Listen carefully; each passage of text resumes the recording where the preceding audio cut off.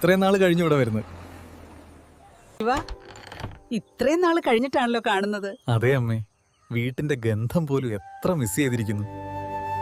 ശിവ, നീയാണോ ഇത്ര പക്വതയുള്ളവനായത്?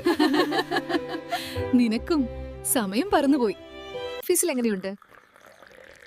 സെൽസിലെ? അതെ, പക്ഷേ പുതിയ പ്രോജക്റ്റ് ട്രൈ ചെയ്യുന്നുണ്ട്. ഇത് കാണൂ, നിനക്ക് ഈ ഡ്രസ് ഓർമ്മയുണ്ടോ? അയ്യോ, അതുകൊണ്ട് എത്ര കളി കിട്ടി. നിങ്ങളെ ഇങ്ങനെ കാണുമ്പോൾ എന്റെ ഹൃദയം നിറയുന്നു. ശിവ, നാളെ പോകുന്നതിന് മുമ്പ് ഒരു ഫോട്ടോ വേണം. തീർച്ചയായും.